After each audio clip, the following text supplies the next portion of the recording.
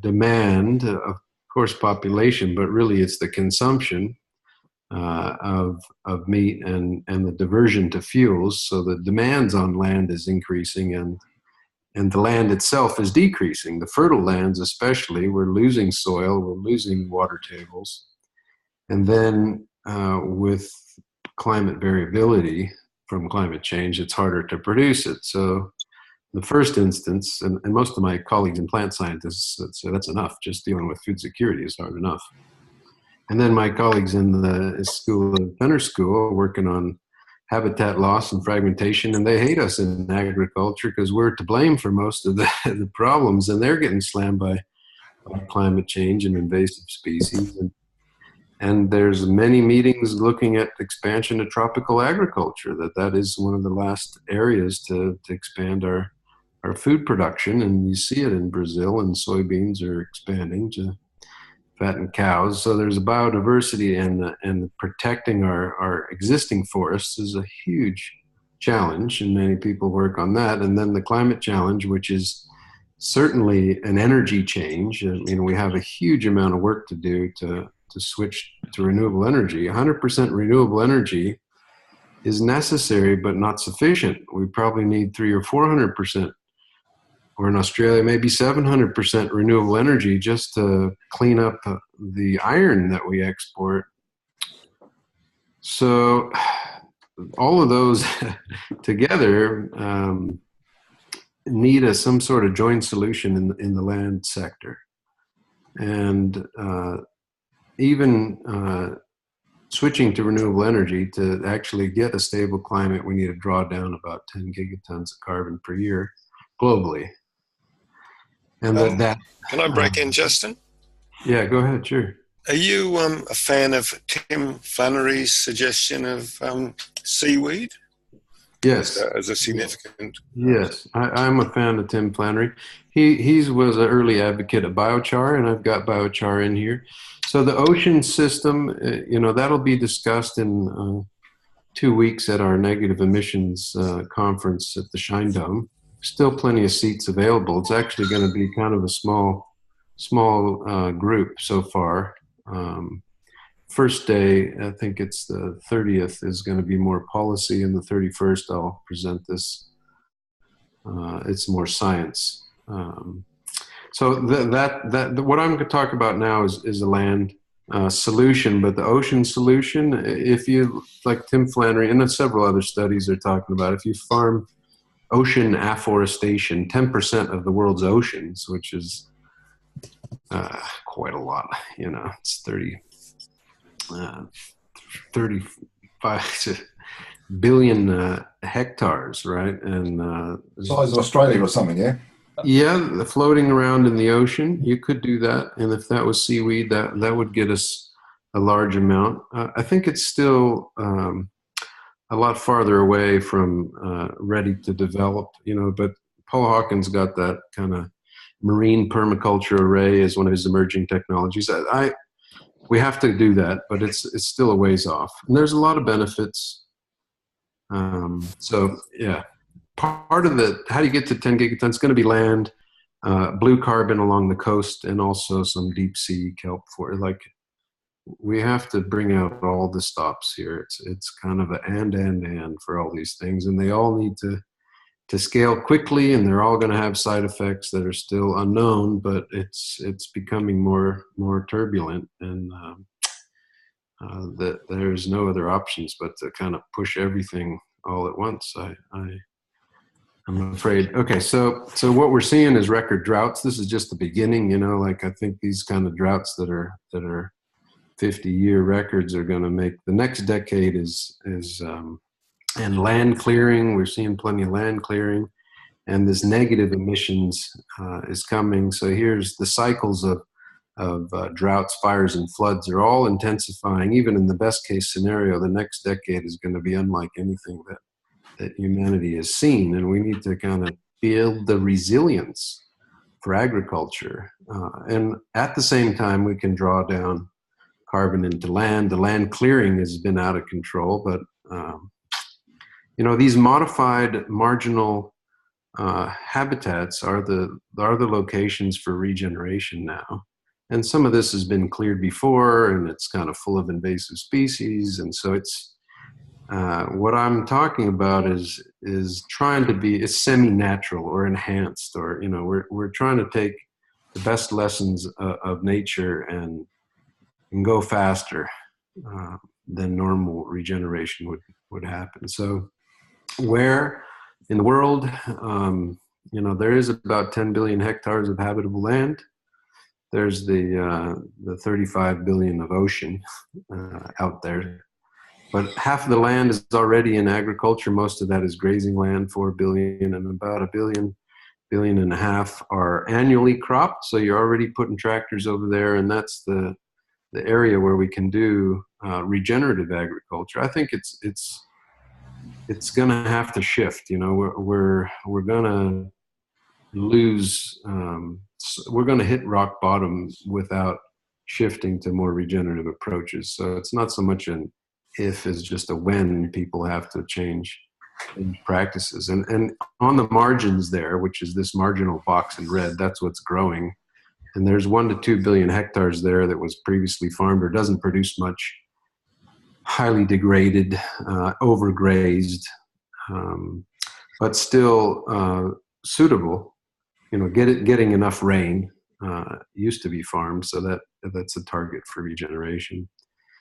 And we're talking about $1 trillion a year, which isn't much actually in the world GDP kind of scale. It's 1%. So if you compare it to American healthcare or the defense budgets, like this is for $1 trillion a year, we can actually solve this. And people say it's too expensive and the technology doesn't exist and it can't be done, or it's too late already. It's like, not really. The price, how much per ton of CO2. I think some of these geoengineering or what could direct air capture or other things are coming in 5 times or 10 times higher than that, and land solutions at $100 a ton would accelerate right away. $10 per ton is what some of cheap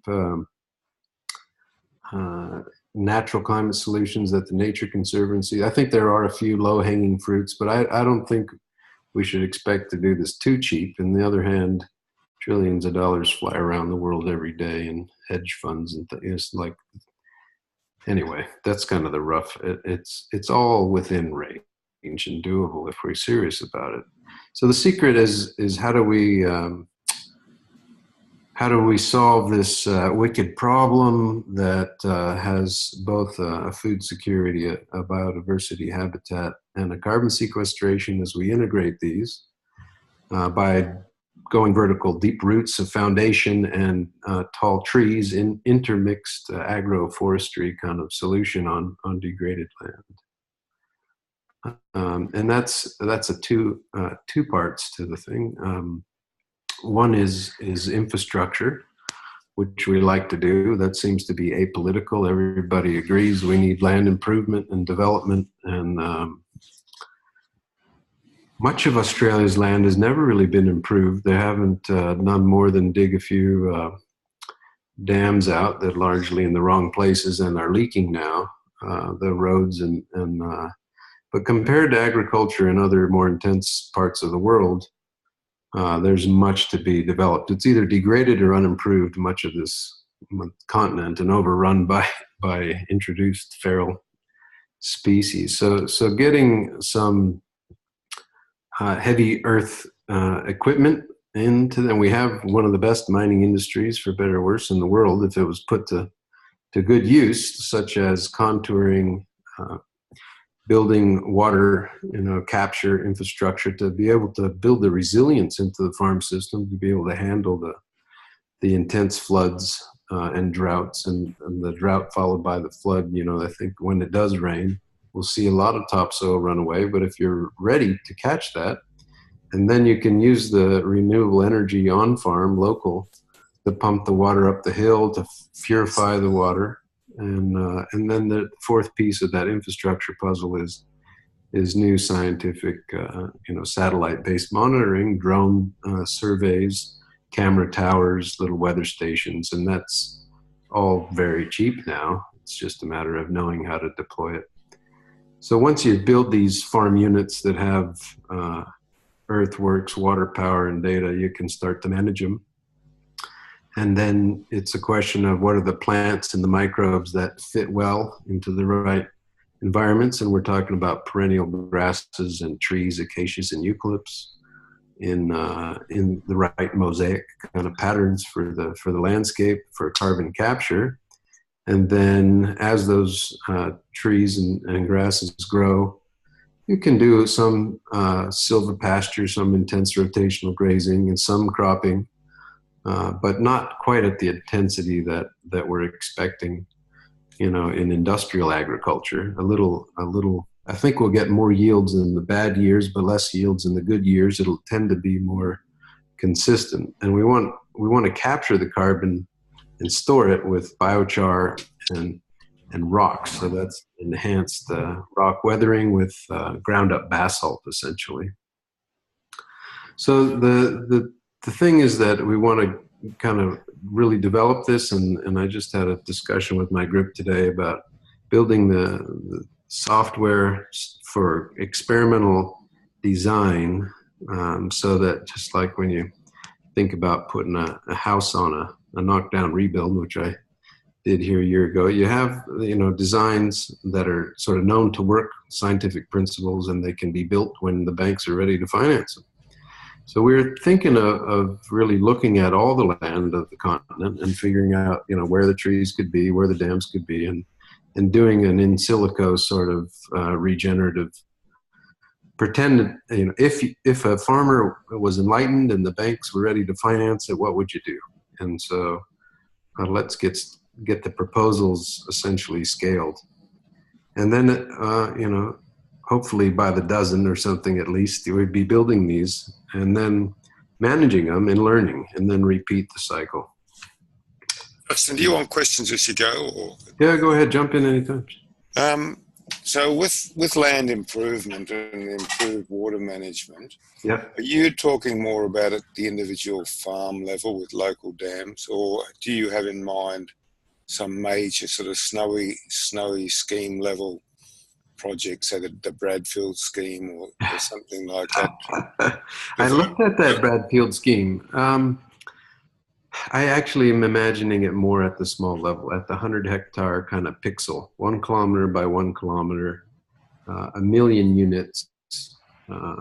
That'll get us to scale. So although a big snowy or a Bradford scheme could be good, and maybe people like to do big stuff, so we should have scientific proposals at that scale as well. But I actually think that on a smaller scale is much better.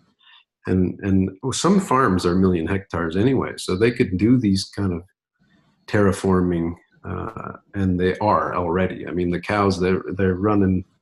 The degradation is happening at that scale. So we're talking about reversing it, mostly with Malone Institute style natural sequence farming, where you put contours and water catchments and engineered billabongs and leaky weirs and some pump hydro storage, which if you know the work of Andrew Bleeker's at ANU, he's got mega scale pump hydro, tens of thousands of sites around the country. So I said to him, you can use that for irrigation and we can grow trees. That's not too small. But I think farmers are gonna get into this, and so we'd like to have design kits where you can buy at Bunnings even. It's hundreds of thousands to maybe $1 million per farm, but they're medium to large size farms, and that should return on a decadal set time scale. So this is the principle of it. The idea is to enhance the Earth system, and the Earth system is massive. So this is, if you know the carbon cycle of the planet, our fossil fuels there of 10 or 11 gigatons of carbon is actually dwarfed by the amount of flux through the biosphere. So the biosphere cleans the whole planet's atmosphere every 5 years or so, and that's 100 or more gigatons are coming into the biosphere, but respired right back. So the Earth system is in very fine balance. And much of that carbon that's drawn in is respired back, and also from the soil. So at a small farm level, that could be 100 tons of carbon, and 10 tons could be sequestered. So what we want to do is basically improve the drawdown by providing the limiting resources of nutrients and water. And so this precision irrigation and rock mineral nutrient fertilization will allow things to grow faster than they sort of would if you're hoping for rain. And then you want to capture and then store the carbon by when the forest starts to get thick and then the leaves are actually shading each other and competing. Your productivity goes down, but that's the time to prune and char. So, we're going to grow our own biomass and make biochar, which just prevents the rot, prevents the loss, the normal decay. So you're capturing and then storing. And below ground, we store it by weathering rocks. And you have to, grind up the rocks to make that happen faster and put it in. And this also neutralizes acidic soils, which we have a lot of acidic soils, and they've never really been improved. In agricultural conditions, we use lime to bring up the pH, but lime releases CO2. So this ground up the young lava rocks, the basalt rocks, will bring up the pH. But as they weather, they'll suck CO2 down. And a lot of people say, oh, we've read, conflicting studies about biochar, and this rock weathering stuff sounds pretty new. Are you sure it's going to work? And that's true. There are a lot of conflicting studies about how much this rock mineral fertilizer or biochar really does improve agricultural productivity. And I think if your soils aren't too bad to begin with, then dumping this stuff on really doesn't give you much. But if it's pretty lousy, you got no organic matter and it's extremely acidic, then the agricultural benefits can be substantial. And if you look across a bunch of studies, you get different answers. But I think they all agree that there's carbon in the soil and it's pretty stable. Whether it actually helps the plants grow or not is a research subject. But from a climate point of view, it's long-term storage. Who's paying for that part of it? That's kind of unknown. So we really need to figure out how it improves the farming to make it worthwhile. And that's part of the research challenge, is really to align the local agricultural practices with the global, or the ecosystem and the larger global climate practices. And generally, they're not in the same direction, but they sure could be. There's a lot of solutions that are good for the local farm and good for the planet if we can model it, demonstrate it, and make it affordable. So at the end, we're going for negative emissions. Yeah, go ahead. Sure. Yeah, can I dive in here? Sure, Tom. You got me? Okay. Yeah, just a quick question. I've happened to be interested, having read a little tiny bit about the mineral sequestration options and whatnot. Do you have any kind of indicative pricing on what it costs to go from, a lump of of rock you dug up from underneath an old volcano and ground up? What's your cost per ton of abated carbon? There's reports out there that say $25 a ton, and yeah, that seems cheap. That's per ton of CO2 sequestered. And on the other hand, we have a partner that's out of Ballarat down in Melbourne, in the volcanic plains down there, and they're on huge piles of rock, crushed rock from this. For some reason, Victoria has a ridiculously high standard of road base. Oh. And so there's like 1/3 of the crushed rock for road base is not suitable, and it just piles up. And they're using basalt or that kind of chemistry? Rocks? Yeah, it's basaltic rocks. It's reasonably, it's even got like 1% phosphate in there, but maybe 10% magnesium and calcium, and those are the elements that you want to release so that they can bind carbonate and you make limestone. So it's accelerating that limestone formation is the process. The question is, how much is it going to cost to get to scale? Well, in Australia, we have 200 million tons of rock sitting around ready to use. Yeah.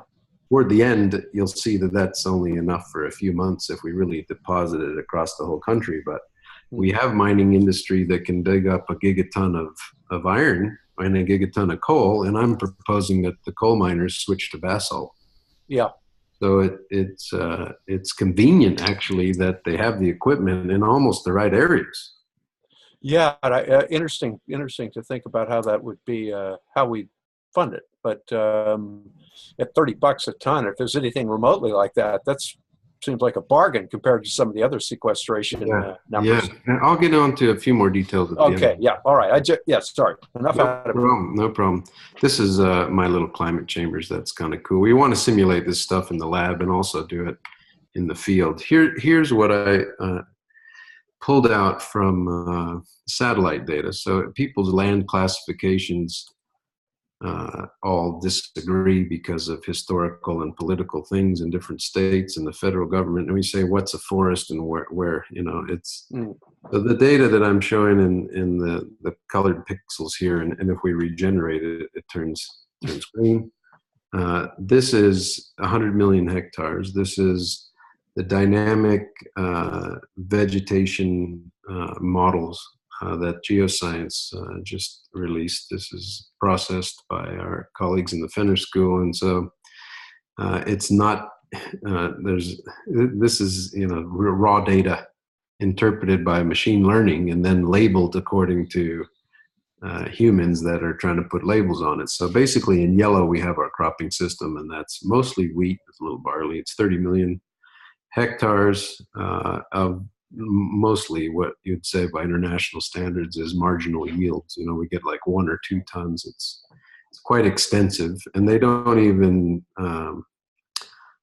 fertilize or lime at the levels that they should because they're not sure that they'll get the yields or the price, and most of it depends on weather variability, which is increasing, and international price volatility, which is also increasing. So moving to a regenerative system, I think will get them more yield stability, and we've been working with that. There's one project, a substantial project that I'm involved with in the wheat cropping district, but using biochar and rock dust is a little bit out of their range. So is irrigation, actually. Anyway, the dark green on here is the intense pasture land. So that would have, several cows and maybe 10 or more sheep on the dark green pixels. And that's a high rainfall zone. And those areas have more regeneration potential, more carbon drawdown potential. And then the light green up in the top is the rangelands. And that's kind of the cheapest land, but I think possibly the largest opportunity, because when it does get some rain there, reestablishing the ground cover. And those light green pixels is 40 million hectares. So 30, 30, and 40 is the target. I mean, there's other land, and we can look at the whole continent, but this was sort of what I picked out as a place to start. That could get us to a gigaton if we draw down 10 tons of carbon each. And other colleagues of mine have proposals to do even more than that with synthetic biology and fancy super plants, but this is a little more realistic and achievable. It's actually, all of this is quite out there, but necessary. And if we invest, it wouldn't be any more outrageous than what we already have done. We've redomesticated wheat, and we've engineered this landscape, and that this is doing it with alignment of local agriculture and global climate. So we could be a model for the world. We need about 10 of these systems around the world. India could certainly have one, and the Ukraine, Kazakhstan, a couple in Africa would be nice. And Gondwana so Paul Hawken was here, and he thought, Yeah, that's a nice proposal you got for Australia. Why don't you just scale that to the whole global south and just be a leader there? And we have colleagues in the US that are also trying to really scale regenerative agriculture, like the Land Institute in Kansas. So we want to scale, you know, eventually partner with other people around the world that are really pushing this, what I call precision regeneration. Even industrial, if we're doing it in the right direction, there's nothing wrong with industrial. Okay, so underneath the bonnet, underneath each of those pixels is one of these farm forest units where you have rows of trees for stabilizing the soil, and if it's steeper, then you'd need more rows, and if it's relatively flat, you might have rows every at least 100 meters and running north and south. But on the steeper, sort of lower productive, and where you really want to regenerate soil is on the erodible degraded stuff, and that's where you have the leaky weir system, and you remeander the creeks, and then you put in the catchments and connect them with some pipes to get your water up to the tanks when the sun shines, and then you can filter the water and even grow some microbes or something in there to get the nutrients up. And then you do demand response irrigation across your rows of trees to get that stuff established, and maybe after 3 to 5 years you can let some animals graze in there and you can pull off some crops. And so it's a sort of three-way agriculture system. The engine underneath the hood of the regenerative system is using solar energy to maximize the water cycle, water use efficiency. We want to minimize evaporation so that the water loss is through a leaf where you can gain carbon.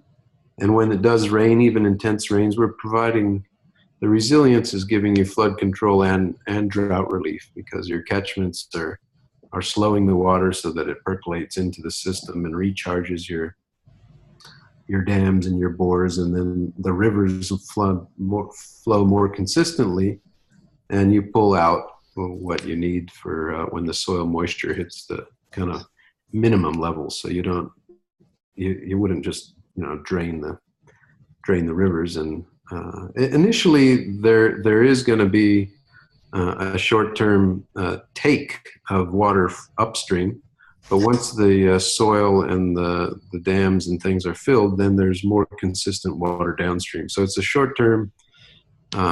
Neighbors, I think we're seeing now with extreme droughts and floods that the system needs some stability and resilience. And once you have that water cycle under control, you can really amplify the carbon cycle by capturing, the biomass and putting it back into the soil, which gives you more water holding potential and more fertility for more plants to grow, to catch more carbon, to put it into the soil. And then you can move it around locally. I'm not arguing for anything more than a few kilometers of transport from where the biomass is to where you drop the soil. It might be as much as like harvesting the trees off of the thickets down in the lowlands, or the invasive species, charring them and putting them up, putting the carbon on those erodible hillsides. And same thing for rock quarrying. There could be low-grade rocks all over the place, and you dig some holes out that happen to be where your dams are, and find the rocks under there and spread that out. So there's, I think, a little bit of science, and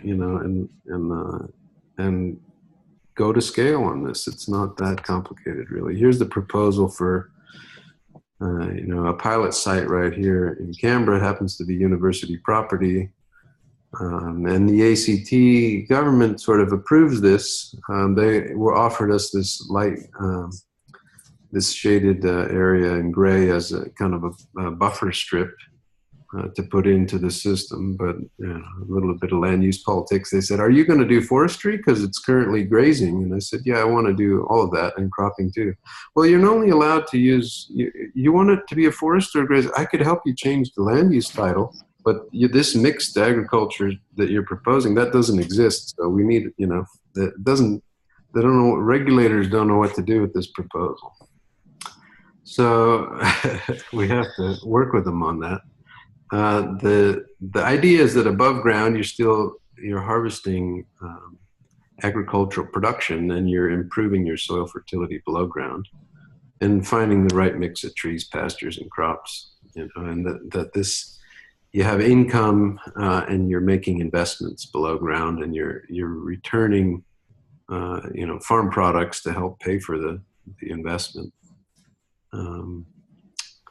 Yeah, so 1 million units at $1 million is $1 trillion over a decade, and that's $100 billion a year, which is essentially the full agricultural sector with half of the mining sector. We're switching coal for basalt, and that's another 50 billion. So it's within range, and the National Farmers Federation is also expecting to get to $100 billion a year by 2030, and the Meat Livestock Association, which, you know, oversees much of the grazing land in the country, is also aiming for zero carbon beef. So the people are looking. This isn't outrageous. This is in par with a lot of other proposals. It's more holistic, if you will, or integrated. But here's one picture of what it might look like. You know, I got this off the web from a farm in France, but it doesn't have to be this density of trees. You know, but that's is how, you know, you could do agroforestry. Agroforestry it used to be popular, and I think for some reason we went away from it. I think we weren't really looking at soil carbon or the climate, but it could come back. I think it could come back in a big way. This is our National Arboretum. It's a beautiful place. We've set up cameras and sensors in there, and here's a video of my postdoc who's now running the Australian Plant Phenomics Facility node at ANU, and they do this high throughput, high resolution. He's got a photograph of every tree. There's 100 forests for 100 years, and we can zoom in and look at how fast they're growing and the development through the years. So we can make really, in the experimental context, we can really make high precision observation. Then they fly the drones and create these point clouds. So we have almost 1 pixel for every leaf, and we can know when it changes colors. And then he takes the data and builds a video game to go and interact with it and measure all the plants. And then you can look into the soil moisture layers and the humidity and temperature and how that's changed through the years. And this same software then can allow us to build the virtual farm about how, you know, a degraded landscape could look in a decade if you were to make these shifts. And it takes a lot of work, and how do you do it at scale? There's companies now, a few companies. One of them is biocarbon engineering, drone seeding. The foresters are figuring out how to really cover land quickly by dropping seeds from drones. And you can do this capsule thing, or you can do it with just dropping seeds after a fire and after a rain, so you have the best chance of survival, and then your forest grows up. So we kind of have quite a few pieces in place, at least you know, in the proposal stage. Doing it is another thing, of course, but I think that none of the pieces are high risk or undoable. They've all been tested. It's just a matter of assembling them. So this is the plants and the microbes for the capture, and the biochar and the rock dust for the storage. You know, that's what I've described as the biophysical system, the farm, the ecosystem, and scaling. There's a parallel sphere in the research program, which is probably where you guys are working, and that's the stakeholders. You know, and in the cities, we would think that produce or even farm products, wood products off of these farms should be branded regenerative and collect a premium if people are willing to pay it, and you can certify it. And you can certify it from satellites. We like to see the greenness, the modeling. There's a big economic side to that, as well as the biophysical side. But we can get the prices down as you scale up and know what needs to be done. The first stage would be a lot of experimental farms where you overbuild so you have all the capacity, but ultimately you know what the minimum water holding would be required and the minimum amount of irrigation to get things established. Basically, we're using the same leading technologies that people use in crop breeding, genomics, phenomics. I show you all this kind of stuff because that's what we do as a research, but nobody's really applied it to perennial grasses or trees or acacias yet, and that's one of the things we're starting to do. This is how you can forecast where to collect seeds and how to move them for climate adaptation in eucalypts. That was a recent study. And that allows us to really export climate adapted seeds around the world. Once you have a model for which plants do well in which environments and which soil conditions, you can extrapolate across the South for sure. And there's a lot of trees being grown around the world, but it's not necessarily the most resilient ones. It's just the ones that grow fastest. And we need to think more about surviving the extremes rather than productivity in the near term. So that's, we have now like the collections of seeds, and they're so small, they can get to be pretty big.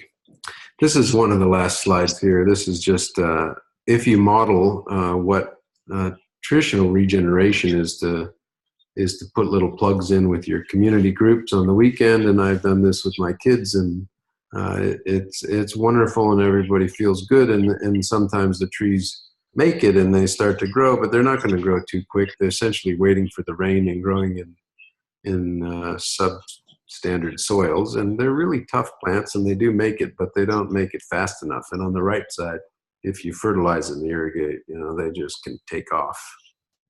And that's the difference between agriculture and normal kind of habitat restoration. So we feel like we can't, you know, wait for nature to do this. We have to kind of right the wrongs. And for agriculture, we're talking about degraded lands anyway. And last here is how do we get to that 100 million hectares? So we were sort of, this may be the most ambitious part really, is how do you convince people to do this? Well, there's already a regenerative, Australia has a reputation for being one of the best sort of water and land efficiency and being known for regenerative agriculture. The innovators are here, and they just probably need some coordination so that we can share notes in a scientific way and get the weather stations and cameras in there to quantify exactly what's happening, and then translate that knowledge to early adopters who would love to do it. And we, you know, I was on Tuesday with Michael Jeffries at the Soils for Life. He thinks there's 7,000 regenerative farmers already in the country. And so we'd like to help them accelerate that. And the last, you know, hurdle then is this sort of, you need the policy and the economics and the social license to get to, if we get to 10,000 farms, that's probably the 10,000 big farms. Of the 130,000 farmers in this country, about 20% of them produce 80%. So if you get to half of the big farms, you can start to affect things at scale. And that there's probably more plant scientists trained in our universities than there are farmers doing this kind of stuff. So we really are taking things from the lab right to the field as fast as possible right now.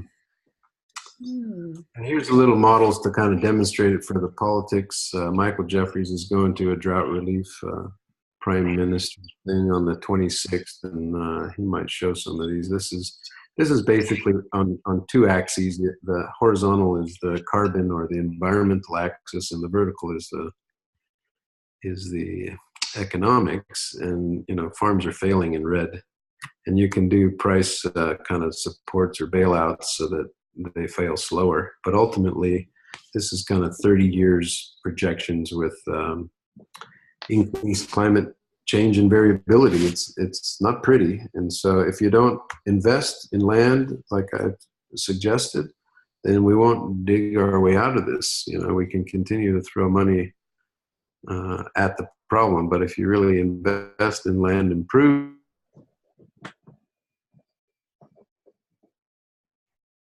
above the height of the sheep and the cows. You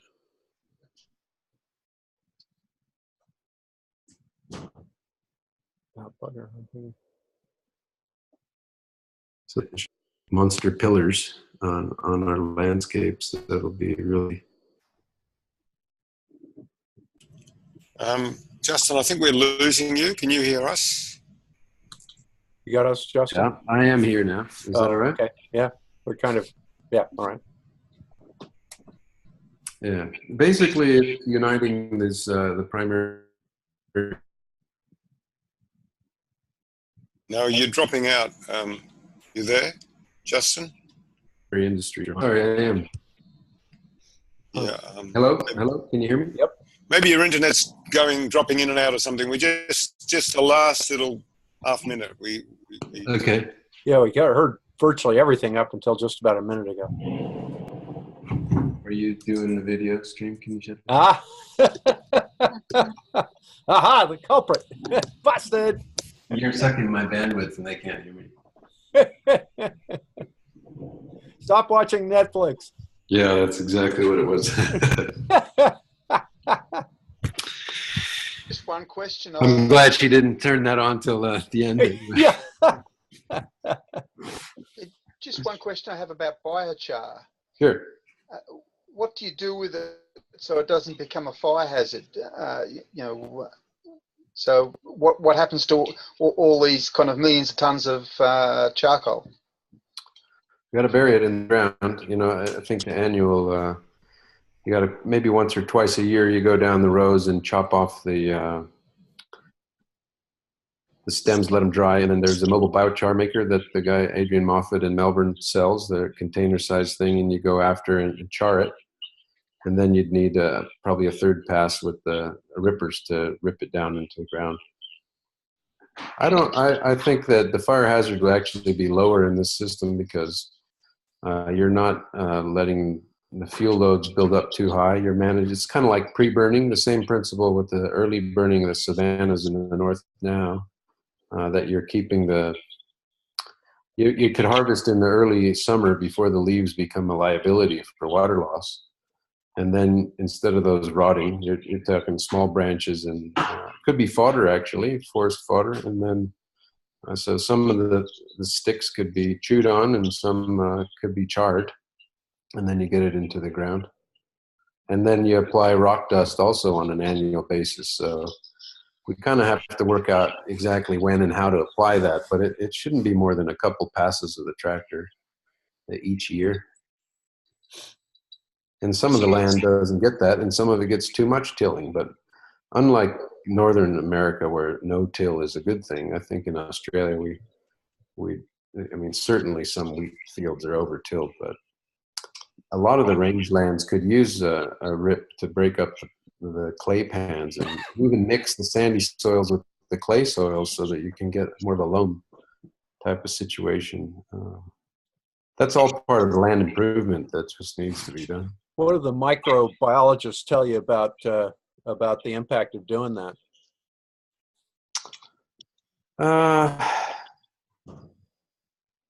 They're interested. I think that's the short answer. There's a independently funded scientist. She's just joined my lab to work on that, and so she's interested in the acacia rhizobium interactions, and they're selecting hardy strains that can also fix a lot of nitrogen. And so generally it's exciting. I think certainly we'll make a few mistakes and we'll disturb some things which could release soil carbon. Yeah. But on the whole, I think for most of if there's not much soil carbon in there anyway, Yeah. You know, it's a much different problem here. The certain fertile soils, the more you till them and plow them, you're losing that carbon. But I think we have the opposite problem in most cases, that there is no carbon and it's never been. And I'm not talking about like disking intensively so that it's dusty and blowing the wind. I'm just talking about, deep ripping to kind of break the clay pans and incorporate the minerals. And it could be even compost at depth, although, I mean, the char should last thousands of years.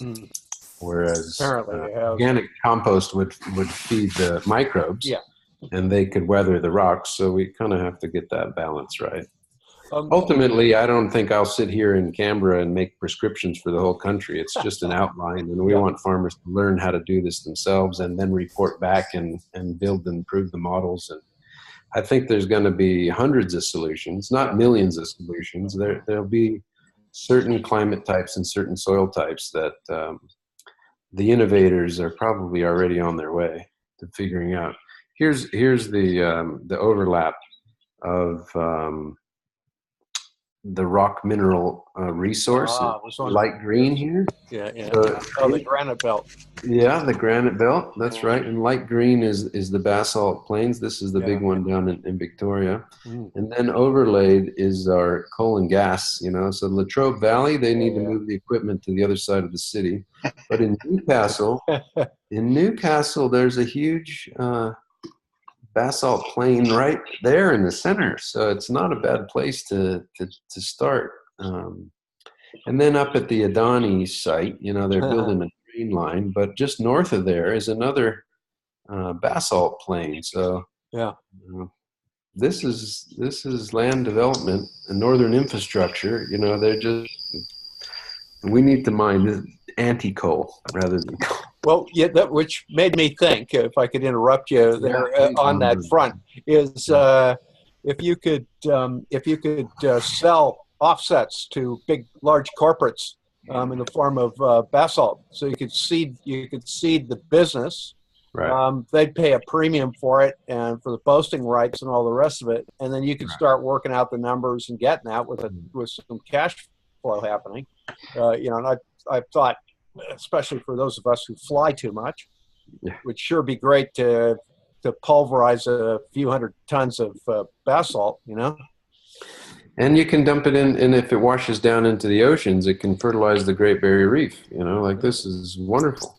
It's all good stuff. So yeah, I was going to ask you, do you know anybody, any names of somebody who's kind of like working over in that area? I just kind of interested in that. The James Cook University does have some of the first field experiments going with rock dust, and we invited them down. We'll see if they come to the meeting in a couple weeks. I think it's Phil Bird is up there doing it, and they're part of this Luber Hume Center.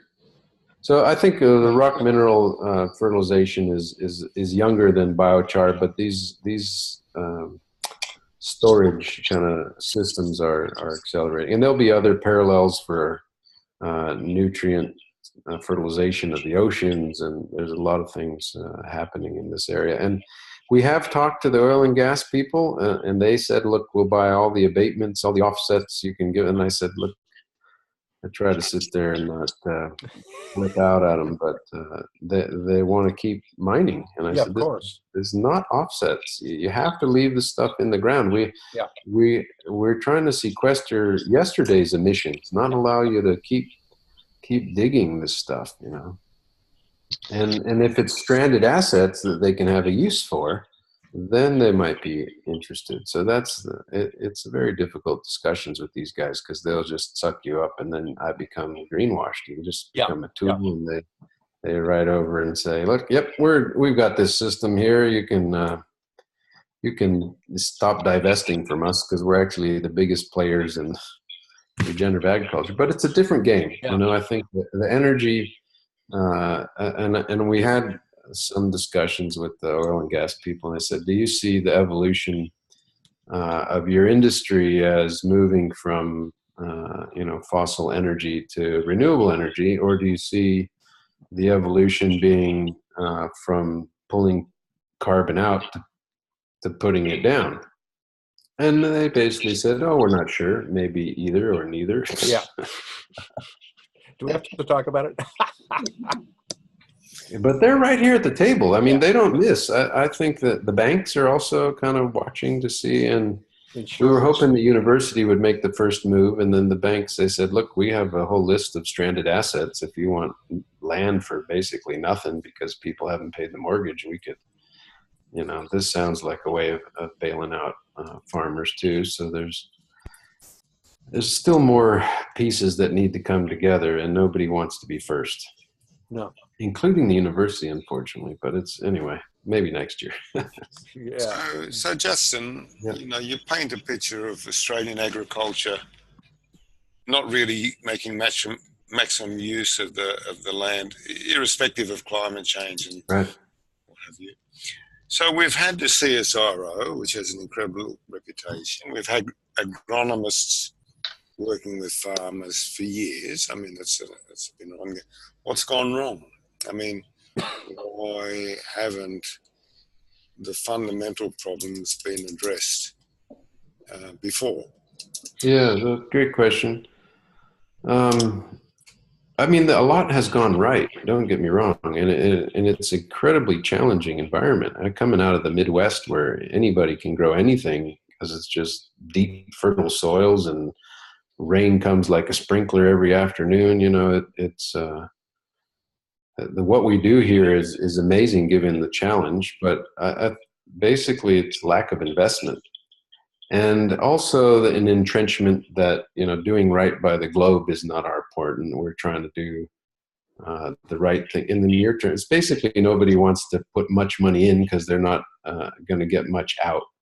So it's an extensive type of agriculture rather than an intensive agriculture. We have so much land. So, you know, if we don't get much yield, just send the sheep in. And a lot of legacy from the old wool industry. I mean, we haven't really changed since the wool price was removed from the 80s or whenever. And also the collapse of the forestry industry. So, I mean, part of it is international commodity prices are up and down. And we've certainly increased our wheat production really quickly in this country. And they're probably farming areas that they shouldn't. And yeah, we don't have a huge population to feed. I mean, we export most of our food, so there hasn't been like an imperative to produce a lot because it's sort of extra that we sell. And so I think the more China looks carefully at big abandoned land, it's gonna happen. Whether we do it or somebody else comes in and does. I mean, it's mostly foreign interests that pull out our mineral wealth too. Mm-hmm.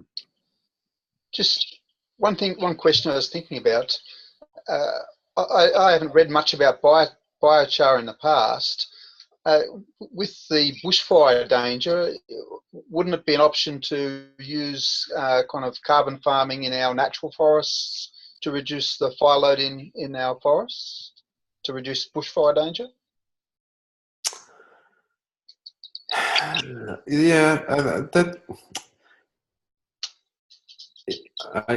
biochar that I'm proposing here is really much more of a harvest and process. But you could imagine some better modeled and managed sort of controlled burns that they start, you know, on wet kind of days or right before it rains. And so you do your controlled burns intentionally to make them cold and burn out quickly.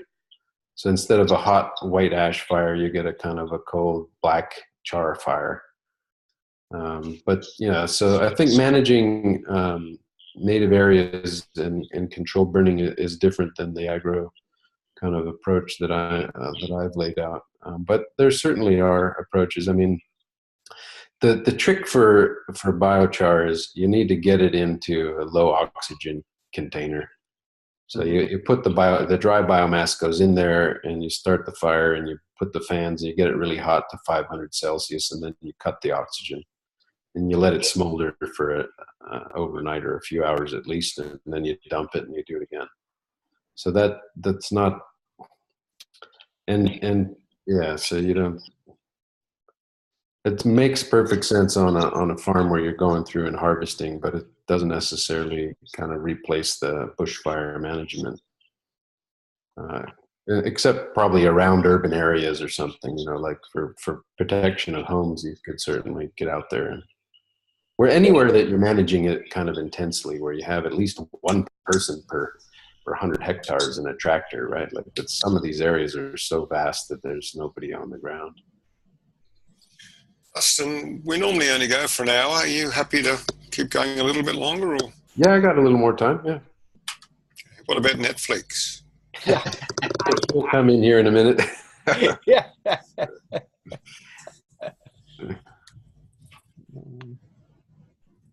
You guys, thanks for the feedback. This is wonderful, and thanks for all the great work you guys do. I mean, in some ways, the science is the easy part. We know it needs to be done, but nobody ever does it. Yeah, it's the social dimension that is the tricky bit. Yeah. And communicating. You know, listening to this has just been absolutely fascinating for me. I've really enjoyed the bit that I heard. Sorry, I missed the front half of it, Justin. My apologies. Yeah, no worries. I'm also often thinking as we're going along, oh boy, how do you convey this to the lay public or people who aren't that keen and want to know about all this kind of stuff?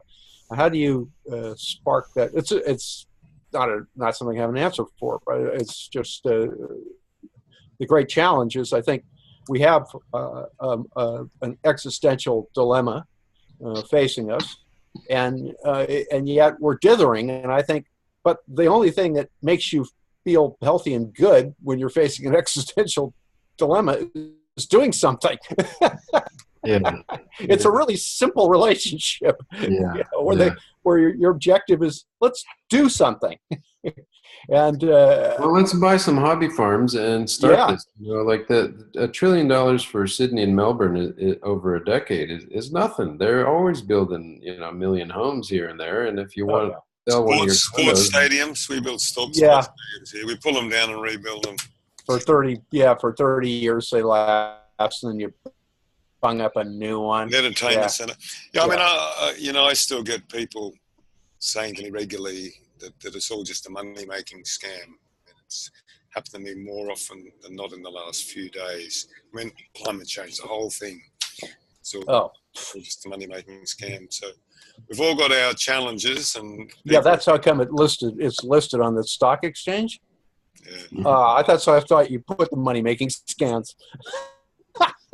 Well, and then I saw where with the root. I mean, it comes from Donald Trump. There's videos of Donald saying it's all a money making scam. Oh yeah. That's just crap. That's the stuff we have to wade through. I mean, I think that demonstration projects for people who are farmers, that is just the obvious thing to do. Yeah. Just talk to people who are already making a living doing it, who like doing that for a living, who want to keep doing it for a living, who are really worried that they're not going to be able to. Right. You know, just tonight, yet another story about people facing the drought and the sporadic rains out west, and just it's a staple. And so there's somebody where you'd think that rural politicians, for example, might want to get their name on, you know, a test plot, you know, right. Something like that. I mean, in some ways, this is politically orthogonal to the typical kind of urbanites that are wanting to drive like myself, you know, live in an efficient home and drive an electric car and feel guilty about flying. And so this is something you can, and I think it's, you know, converting recalcitrant old timers to change their farming practices is going to be difficult, but the next generation, you know, has a chance. There'll be some people out there, and then I think we'll have a reverse migration from cities to rurals. And you know, people say, I'm done with this rat race, and I want a hobby farm. Well, especially when, how do I do that? You know, I can build a spec home, you know, but there's no sort of, the construction industry is the largest industry in the country. And if we go out to the outer rings, you know, even through Newcastle, you know, it's dotted with these vineyards, and, you know, people got plenty of money. There's more than enough money in the cities to do this. I don't think money's the problem. It's the, it is talking to the right people. And I'd say that would be younger people. I personally think that people my age are a write-off. You could forget us on all this stuff, because, you know, we're out of here in 20 years anyway. We don't give a shit. So we need to just be ignored as a group. I think that's the case. You know, that is. And still the old generation holds on to the purse strings and the power. Yeah, you know? yeah, and this is the thing, is that we're, you know, that transition keeps happening, and it will happen. And you look at younger people now. The big problem is that we've got about, you know, a decade to really, really get our shit together. And well, we squandered this decade. We said that the last decade, and 15 just totally blew it off. And it's because it's the thorny nature of the problem is so diffuse, and that this is where you have to, you've got to say, well, we've got the science, we work on this. You're talking about practical things that people could do, right? That aren't even expensive in any kind of meaningful way, and we're just talking about it. So getting the artists of the world and getting people like that to normalize what we're talking about and to create an excitement about how we're going to weather the unavoidable consequences of generations ourselves and before us. I think having some excitement and anticipation about the future. See, I think a lot of people, younger people now, are pessimistic. They're very pessimistic. Yeah, and that's why I like the land sector thing, because we've been told, and I was early in the century pushing sustainability was a great new thing. Let's push it. I feel like great, sustainability is going to come. It's too late now. We need regeneration. We have to go beyond. Yeah, and cool. So agriculture can, and we're seeing this kind of convergence between not only what you drive and how you live in your energy, but in what you eat and where does your food come from? And that's a big part of your footprint. And it can be, so people say, are you going to eat your way out of this? Regenerative, like not much, a little bit here and there, it's like, but mostly plants and we can do that. I think, Bezos, he bought Whole Foods, and Whole Foods could track farm to fork, and so we're going to be able to have better resolution on anywhere, exactly where our food comes from. Anyway, we need a lot more people, and we need to also be doing the other work, the work about reimagining how an economic system even works when you're in a closed circuit like we are.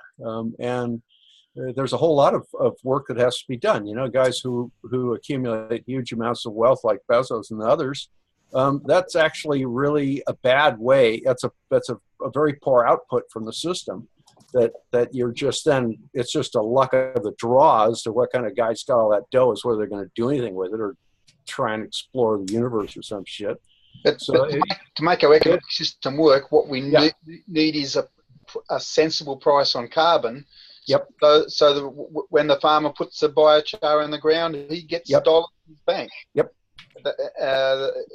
And the higher the price of carbon, the more farmers will do it because of it's money. And you kick the freeloaders off, the guys who are selling their carbon and not having to pay for the mess they leave behind.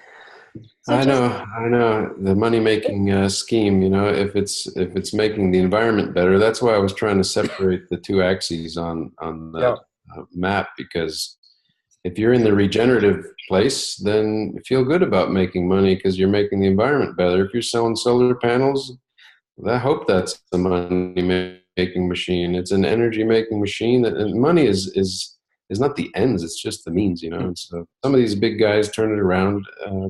Let's work with them, and otherwise buy them out. They'll got to go extinct. I'd say you have to. At any given point, you're working on what you got. So we got millionaire guys and that kind of stuff. Okay, fine, we'll work with them. That's what we got. But you've got to be working on the longer range thing, so that younger people feel like there's a point to it, that there is a future, that isn't just more of us old guys burn through the last bit and burn our way to our finals. Calm down. So it's. It burns me up, as it were. Justin, it bugs me. Are you able to actually using satellite imagery to track how much biochar does go down on 100 hectares, so that you can track that part of it as well? Now you can track the growth. I know you can track growth, but can you also track that, or do you just assume by difference calculation? No, I mean, you know how much biochar you load into the char maker machines, and you know how much rock dust you're grinding up and spreading out. So Yeah. No, what I mean the is management level, that part's, well for a done. continent though, for the continent, are you able to sort of say you're investing, I don't know, many billions on behalf of super invested, and you've got to accredit your farms or your modules, then is that the kind of thing you'd do it? You'd measure how much biochar per, I don't know, 10,000 hectares, and then base the clean energy regulator who's paying out the carbon farming was actually in the lab yesterday, and they were asking us about how we measure. They were interested in those point clouds for measuring more accurately than ever the sizes of the trees. And they use a model, and it's very inadequate at the moment, but it's what they run with. If you're 1.9 meter high, that's not a forest. And if you're 2.1 meter high, then you're a forest. I kind of think that they're going to have third-party certified people in running the biochar. If you want to pay them, if there is going to be honest payments at scale, then you need, just like the farm gate, you sell stuff off and you get paid for it. There's going to have to be somebody that processes the char, and then here's what went in and here's what come out. We know what the trees are, and we know how many batches were cooked or something like that. To get to this scale, they're going to be train car loads, and people will be. It'll be a lot of processing. Just like right now with commodity corn and grain, and we have a system for this. Yeah. You can see a fire. Certainly that's how the savanna burning system works, and they said that's one of the best things Abbott probably did actually is set up that so you don't see huge wildfires in the north anymore late in the dry season. You see a lot of small ones in the early season. And they can track that by satellite, and that's how they pay people. Oh, gotcha. Yeah. Yep. Yeah. The devil's in the details and all that. Yeah. Go ahead. Well, it so links to where the money's going to come from. We know it's all out there. The money's out there. We know that that there's going to be platinum scale financial products that people are ready to spend money on. And the accreditation that goes with them is the missing bit. So, proving each project. So your proof projects, vital missing part, and, across a few different landscapes in Australia and globally. And then once they're done and the accreditation is there, though, we all know we would put $250,000 into it, right? I know I will be. Yeah. So Jody, there's an incentive then for the people who are creating the financial structures around that to represent that activity as a value. There's an incentive on their part to kick their business along. So shouldn't they be the kind of people that on their first rounds of setting up their business and getting investors in, hey, we got a great way to make money in the future and all the rest of it, and it's going to be certifying. Why don't we? Part of our thing that we do is fund some of these things to demonstrate our bona fides and to qualify ourselves and to be out there as qualified measures of this, because we're actually running some stuff, right? That kind of thing. So yeah, I'm just trying to think, where can we get money from this, and how can you talk the money guys into giving you dough for doing the stuff that needs to happen in the first instance, which is the demonstration stuff. So we get over the thing that Justin was talking about. Yeah, thanks for those suggestions. We're just starting to reach out to those kind of people, and they're very different people than the agricultural people that we talk to. Yeah. And at the moment, it's or like are you doing carbon farming or agriculture? You're not, if you're gonna sell furniture, or you're gonna harvest the timber and you're going to harvest the grain and the crops and the cows, that's not carbon farming, but it should all be. It's a multi-layered kind of thing. And if you can get, you know, traditional agriculture, people don't want to sign up for carbon farming because then their land is locked up and the land value might go down. Whereas this type of situation, the land value is probably going to go up because it's improved and it's got more resilience, and that might be more than anything else. The carbon farming is a bit of a bonus. Like the real estate bubble of the world is probably bigger than any of this stuff. Yeah. Yeah. So that's what I've been thinking lately. Is it's not the oil and gas or the agriculture. It's actually the subdivision. You know, who wants to build out $1 million hobby farms for rich retirees? Yeah, and who wants to have them certified and all the rest of it, so that once carbon pricing comes in, then they know what the value of their asset is, which is more pressure, of course, obviously, for the inevitable introduction of carbon pricing. Yes, yeah. I think for Australia, for the Australian projects, the first 1 million hectare project, I mean, there are a couple around Australia that are 1 million hectare regeneration projects already. Like Beetaloo Station, is that one? Yeah. Yeah, exactly. Beetaloo in Northern Territory. But yeah, certainly foreign investors or international investors. Right. Yeah, so China or just everyone else basically apart from Australia. So yeah, well, that sounds like a lot of fun that you've got ahead of you. Well, let's keep the conversation going. I mean, Jody, you've sent me so many beautiful reports on land use. I mean, even today you were talking about the one that Sachs launched. I don't know much about. Like around the world, people are, you know, and Paul Hawken maybe was only 1 year ahead of the whole boom that we're finally kind of looking at. And maybe the ocean sector will be the next big push. You know, there if we start to take this serious, there's going to be ways. It's geoengineering. It's soft geoengineering. It's enhanced earth systems. Agriculture is a geoengineering force already. It's mostly polluting. Yeah, it has been for 4,000 years. Well, in my lifetime, it's really gone from something to nothing. I like it. And it's very exciting. It's very, very good story to pass on to kids. When I'm teaching climate, now it has to have a land use component, not just as part of the cause, but as the solution. That's the only way to teach young people about it, I think, because otherwise there's no hope. And it's the ecological footprint, you know. Like Matthias Wagner, the footprint doesn't have to be, you know, we want to make it lighter and smaller, but it could actually be green and positive. Like your human footprint is not a bad thing that you should feel guilty about. If you do it right, you can have a positive impact and possibly a huge positive impact. So it's not about, you know, being less bad. It's about being more good. Yeah. Right. Well, it sounds like we might be collaborating in the future then, at least to get the ACT government talking about multi-land use. Yeah. Interesting. Yeah, really, really terrific. Thank you so much. Thanks for having me. Really enjoyed it. Talking to you guys. Catch up another time. Oh, I hope so. All right.